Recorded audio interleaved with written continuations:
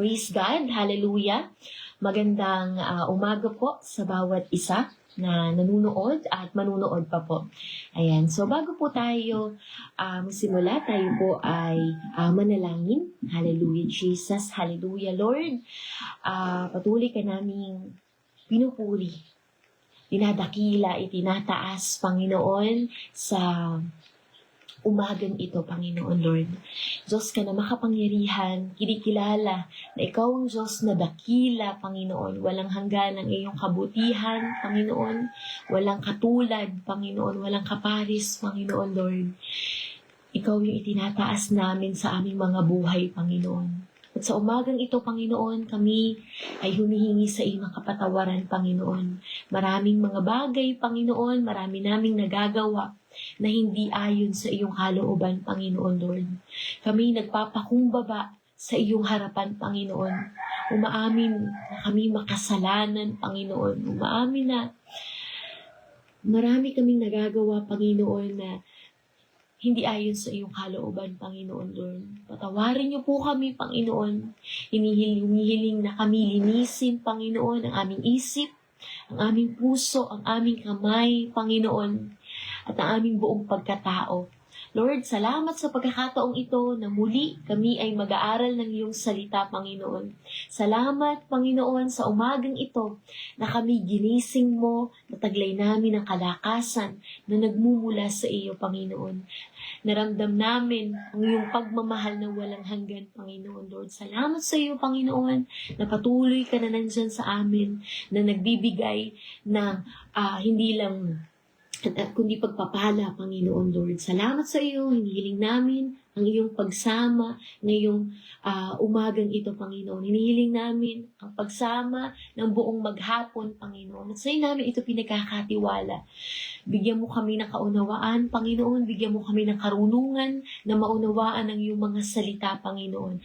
Ang mahahayag lang, Panginoon, ngayong umaga ay ang salita na nagmumula sa iyo, Panginoon. At hindi lang namin ito maririnig, kundi tutulungan mo kami na maisabuhay at masagawa, Panginoon, ang mga mensahe na mahahayag ngayong umaga, Panginoon Lord. Salamat sa iyo, Panginoon. Ingatan mo kami sa iyo namin pinagkakatiwala ang bawat buhay namin, Panginoon, sapagkat wala kaming magagawa kapag wala ang iyong pagsama, Panginoon Lord. Hinihiling namin na patuloy na samahan mo kami, ikaw ang makita at hindi ang aming mga kahinaan, Panginoon. Salamat sa iyo. In Jesus' name we pray. Amen. Ayan. Muli po ay magandang umaga sa inyong lahat. At bago po tayo magpatuloy, ay gusto ko lang pong magtanong na paano ba kung ang pinaka-delikadong kasalanan ay hindi po lantaran, ay hindi po nakikita. Dahil kundi yung tahimik na nakatira sa ating mga puso. Diba? Minsan po, hindi po natin napapansin na unti-unti na tayong binabago. Or yung akala natin, minsan diba may mga ganun, akala natin ay tama ka, tama tayo, pero unti-unti pero pride na ang nagsasalita. So minsan hindi natin namamalayan na Diyos na pala, hindi na natin namamalayan na hindi na Diyos ang ating itinataas sa ating mga buhay, kundi yung sarili natin. At dito po nagsisimula ang pagbagsak. At ngayon pong umaga ay ang pag-aaralan natin, ito po ay parang lagi nang naririnig natin bilang mananampalataya at matagal na rin naglilingkod sa Panginoon. Ito ay lagi nating naririnig at nababasa mula sa Lucas 14:11. Ayan, sabi po sa Lucas 14:11, sabi po dito,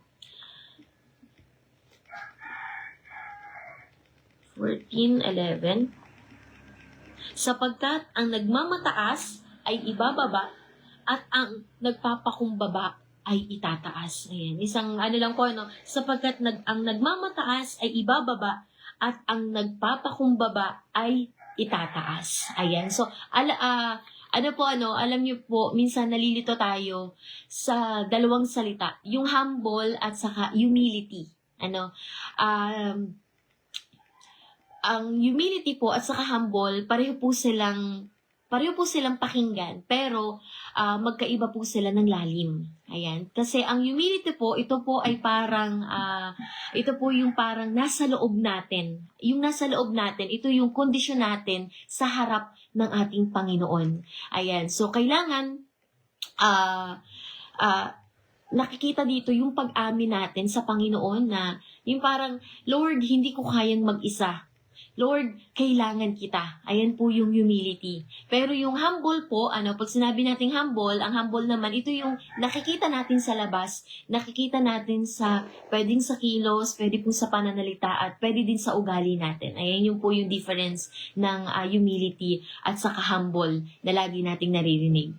Ayan, so ang pag-aaralan natin po muli, ayan, sa mga bagong pasok lang po, ang pag-aaralan po natin ay mula sa Lucas 14:11. So, ang pagpakumbaba, ayan, ito po ay kababaang loob, ang pag-aaralan po natin sa umagang pong ito. Ayan, pagpapakumbaba, ayan, kababaang loob.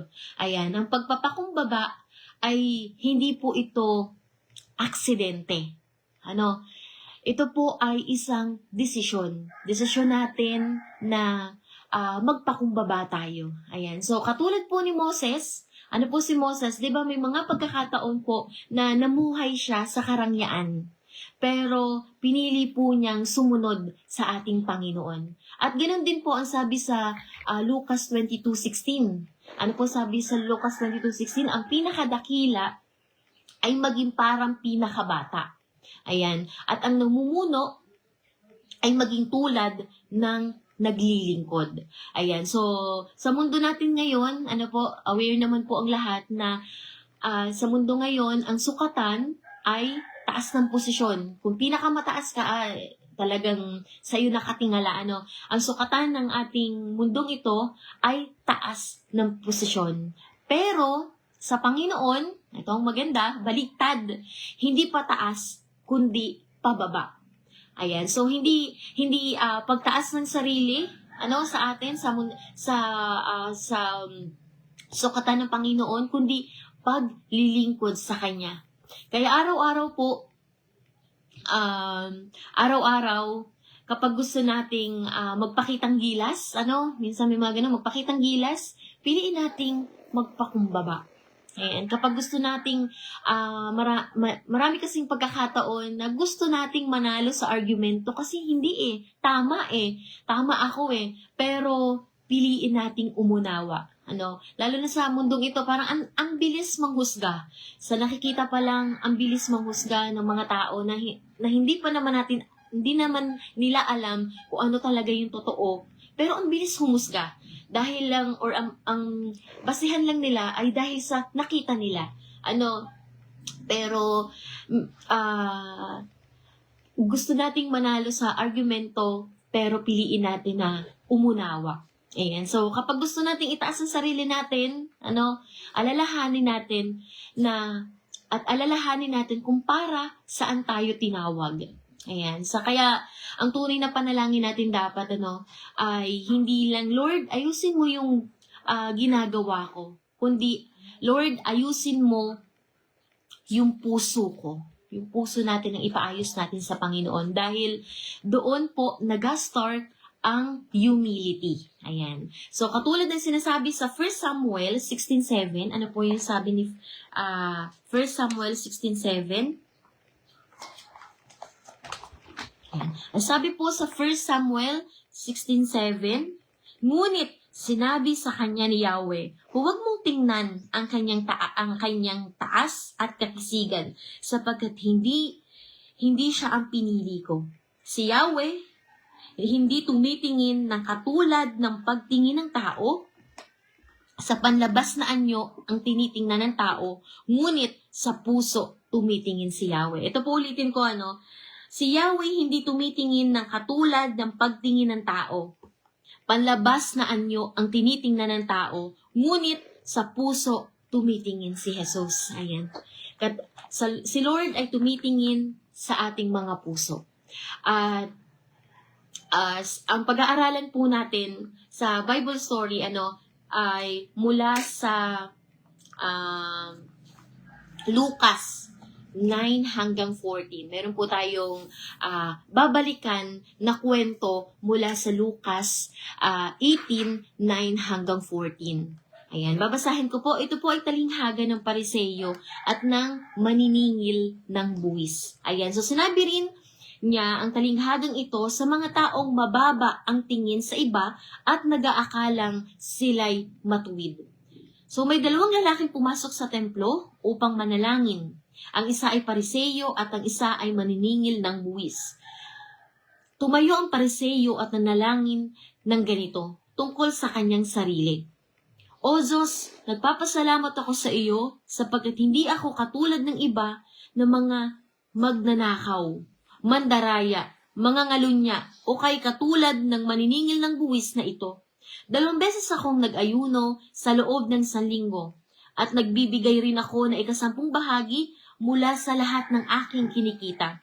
Samantalang ang maniningil ng buwis na may nakatingin sa langit, dinadakbukan niya ang kanyang dibdib at sinabi, O Diyos, mahabag po kayo sa akin na isang makasalanan. Sinasabi ko sa inyo, ang lalaking ito'y umuwing pinatawad sa kanyang mga kasalanan. Ngunit ang una ay hindi.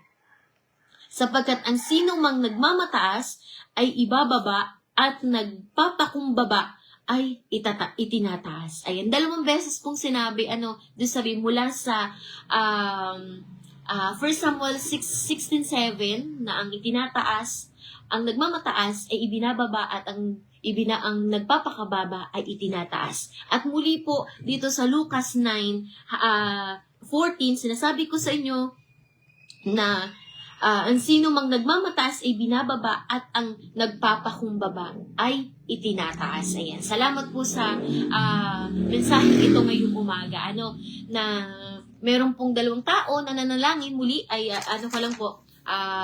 meron pong mula dito sa Lucas 6:18, 9 hanggang 14 ay meron pong 2 tao na nananalangin sa templo. So yung una po ay Pariseyo.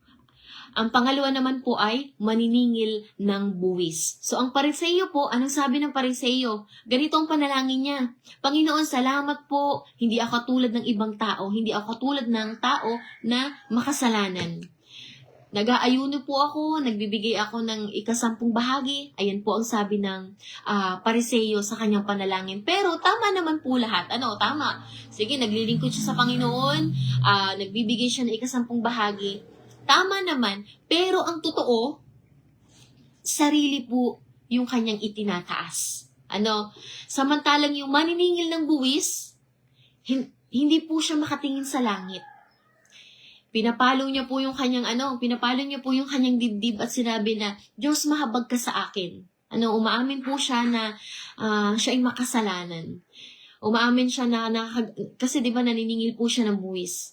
Kaya siya ay may pag-amin, may pagpapakumbaba. At ang sinabi ni Jesus, siya ang umuwi na tinanggap ng Diyos. Ayan. So dito natin makikita ang humility. Dito po natin makikita sa maniningil ng buwis ang humility. Kasi po ang humility, hindi yan tungkol sa kung gaano ka kabait, kundi kung gaano ka katotoo sa harapan ng ating Panginoon. Ayan. At sa totoo pong buhay, di ba napakahirap nun nagmamataas na pala ako, tinataas ko na pala yung sarili ko. At minsan, ang hirap niyang gawin bilang isang Kristiyano na nagagawa natin tapos minsan hindi tayo nagiging aware. At kung gusto natin maintindihan ang totoong humility, tumingin lang po tayo sa Panginoon. Tumingin lang po tayo sa Panginoon. Lumapit lang po tayo sa Panginoon. Dahil siya na ang Diyos. Kung titingnan natin ng Panginoon, siya na ang Diyos, hindi siya kumapit sa kanyang karapatan. Siya na po yung hari, ang kataas-taasan. Siya ang hari, pero pinili niya pong maging alipin. Siya na walang kasalanan, nagpakumbaba siya hanggang sa kamatayan sa krus. Ayan, parang, habang minsan pag iniisip ko tong ginawa ng Panginoon para sa atin, nakakaiyak po na hindi niya kasalanan, siya ay makapangyarihang Diyos. Wala siyang bahid na kasalanan. Tayong mga tao ang makasalanan. Pero, ano pong ginawa ng ating Panginoon? Ibinaba niya ang sarili niya. Siya yung nagsakripisyo. Siya yung nagbayad ng ating kasalanan. Pinako sa krus, nasaktan. Pero, ginawa niya yun para sa atin, para sa pagmamahal niya sa atin. Kaya, hindi lang po niya itinuro ang humility. Hindi niya po tinuro yung kababaang loob, kundi isinabuhay niya po ito. Kaya ang tanong, kung ang hari nga po, kung ang Diyos nga natin ay yumuko, bakit tayo hirap na magpakumbaba sa ating mga buhay? Kasi ang humility is the heart. Humility is the heart. Ang humble is the expression. So, ang hinahanap po ng Diyos ay hindi lang ang kilos natin. Hindi lang yung nakikita natin. Ang hinahanap ng Panginoon ay ang ating mga puso. Kaya sa kwento po ng Pariseyo at maniningil ng buwis, pareho silang nananalangin, pero nakita natin doon, magkaiba ang kanilang puso. At ang Panginoon ay nakatingin sa ating mga puso. Ayan. Kaya naman, ang pride, tahimik siya. Ang pride ay tahimik. Hindi siya sumisigaw, pero unti-unting sinisira ang ating mga puso. At minsan, hindi natin napapansin na lumalayo na pala tayo sa Panginoon. Pero ang humility, ang kababaang loob, ito po ang naglalapit sa atin, at ito po yung nagbabalik sa atin, at ito po yung nag-aangat sa atin. Kung hindi tayo tinawag ng Panginoon para magmukhang dakila. Tinawag tayo ng Panginoon para maging tunay. Tinawag tayo ng Panginoon, pinili tayo ng Panginoon para tayo ay maging totoo. Ayan. So, sa pagiging tunay, sa pagiging totoo, doon nagsisimula ang tunay na relasyon sa Kanya. Mahirap po siyang gawin, yung magpakumbaba. Lalo kapag alam natin na tayo tama. Lalo kapag meron tayong basehan, may basis tayo na, hindi ito yung tama Ako yung tama. Ang hirap niyang, may mga pagkakataon sa buhay natin, na may mga sitwasyon sa buhay natin, na gusto nating ilaban. Gusto natin sa sarili natin, kaya natin. Hindi, kaya ko. Mali sila, ganyan. Nag-aayuno ako, naglilingkod ako sa Panginoon. Hindi pa po pala yun sapat. Dahil, ang totoo talaga na naglilingkod sa Panginoon ay isinasabuhay talaga yung salita ng Panginoon. Isinasabuhay na, or araw-araw talaga, or minuminuto, tayo ay nagpapakumbaba sa Panginoon, umaamin na tayong makasalanan, umaamin tayo na wala tayong magagawa, kundi ang may magagawa lang ay sa Panginoon. Lumapit lang tayo sa Panginoon kung hindi natin kaya na magpakumbaba. Napakarami, kahit po sa akin, na bago po ako, gusto ko lang pong magbigay ng testimony, na ito pong kababaang loob, parang sabi ko, Lord, wala na bang iba na mensahe na ibibigay mo sa akin? Kasi napakahirap gawin ito. Napakahirap magpakumbaba. Napakahirap na, kaya nating magpanggap. Actually kaya nating magpanggap na magpakumbaba sa pananalita, magpakumbaba sa kilos natin. Pero, hindi wala tayong ligtas nakatingin ang Panginoon sa ating mga puso. Ang pagpakumbaba or ang humility, nakatingin ng Panginoon sa ating mga puso. Ayan, kaya sobrang, kahit napakahirap nitong, gawin.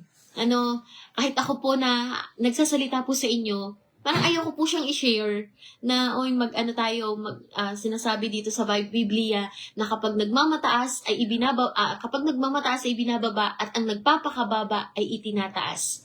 Kaya salamat sa Panginoon dahil alam natin na sa biyaya ng Panginoon, sa biyaya ng ating Panginoon, ito'y magagawa natin ng sama-sama kung tayo ay hihingi ng karunungan, hihingi tayo ng guidance sa ating Panginoon.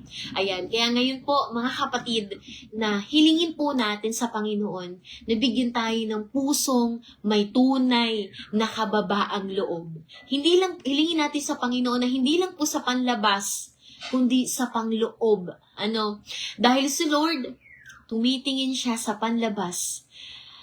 Hindi lang po siya tumitingin sa panlabas, tinitingnan niya ang puso natin. At tulad ng sinasabi sa 1 Samuel 16:7, ang tao ay tumitingin sa panlabas, pero ang Diyos ay tumitingin sa puso natin. Ayan, hayaan natin na i-align ng Diyos ang puso natin ay sa Kanya. Ang Diyos natin ay hindi naghahanap ng perfect na kilos, hindi siya naghahanap ng perpekto na kilos natin. Hinahanap niya ang pusong tunay. Hinahanap niya ang puso na tunay na nagpapakumbaba sa harapan ng ating Panginoon. At magagawa natin ito ay dahil sa tulong ng ating Panginoon. Ayan. Tayo po ay laging magpalinis. Sabi dun sa ating kanta, "Create me a clean heart, O God, and renew our spirit." Ayan, patuloy na tayo ay magpalinis lagi ay sa harapan, or magpalinis tayo lagi ng puso sa ating Panginoon. Ayan. So, salamat sa Panginoon, sabi po dito ni Sister Jovelyn Demencia, salamat sa Panginoon sa kanyang mga salita na nagpapaalala at lagi tayong nagpapasalamat sa anumang bagay dahil sa mabuti ang ating Panginoon. Amen? Mabuti ang ating Panginoon sapagkat ang salita ng Diyos ay laging bago, laging merong ibinibigay siya sa atin. Dahil mahal tayo ng Panginoon, ay lagi siyang nagbibigay sa atin ng kapahayagan. Ayan, na lagi natin to naririnig, pero alam kong yung salita ng Panginoon ay laging may bagong kapahayagan. Ayan. So, maraming salamat po sa umagang ito na hinihayag ng Panginoon sa umagang ito, at patuloy na lagi tayong magpalinis, magpasiyasat sa ating mga puso. Ayan. So, salamat po sa lahat po ng mga nakikinig at makikinig pa. Ang pagpapala ng ating Panginoon ay sumaatin at lagi naman siyang handang tumulong. Kung tayo ay mahina, kung tayo ay nakakaramdam na parang hindi na to align sa Panginoon, lapit lang po tayo sa Panginoon. Ayan, lapit lang po tayo sa Panginoon, lapit lang na umamin lang tayo na tayo ay makasalanan. Umamin lang tayo na hindi natin kaya sapagkat ang Diyos na sinasamba natin, ang Diyos na pumili sa atin ay kayang-kayang baguhin ang ating mga puso. Ayan, salamat po sa Panginoon. Tayo po ay manalangin. Lord, maraming salamat po sa umagang ito na inihayag mo about humility, about kababaang loob. Lord, salamat sa iyo, Panginoon, dahil ikaw ang yung pipiliin namin, Panginoon, Lord. Salamat sa iyo dahil ikaw yung pumili sa amin, Panginoon, na kami ay maglilingkod sa iyo, Panginoon. Patuloy mo kaming samahan, Panginoon, bigyan ng karunungan, na magkaroon kami ng malaking pananampalataya sa iyo, na patuloy na magkaroon kami ng pagtitiwala sa iyo, Panginoon. Sapagkat wala kaming magagawa kung wala ang iyong pagsama, Panginoon. Wala kaming magagawa kung wala ka sa aming mga buhay, Panginoon, Lord. Ina-acknowledge namin lagi ang iyong presence, Panginoon, sapagkat ang gusto namin ay maging center ka ng aming buhay, Panginoon. Na ikaw yung laging masunod sa aming mga buhay, sa bawat desisyon namin, Panginoon. Sa aming buhay, paglilingkod sa iyo, Panginoon, na hindi kami mapapagod, sapagkat ikaw, Panginoon, ang patuloy na magbibigay sa amin ng kalakasan, Panginoon, Lord. Patuloy kami na samahan, Panginoon, patuloy mo kaming bigyan, Panginoon, lagi ng iyong kapangyarihan, na laging mag-alab kami sa iyong paglilingkod, Panginoon, sa iyo. Salamat, Panginoon, sa iyo, na ikaw yung patuloy na magbibigay sa amin, Panginoon, lagi ng kapahayagan, Panginoon. Ikaw yung magsalita sa amin. Ikaw yung magbigay sa amin ng salita, Panginoon. At ito'y may sa buhay namin, Panginoon, Lord.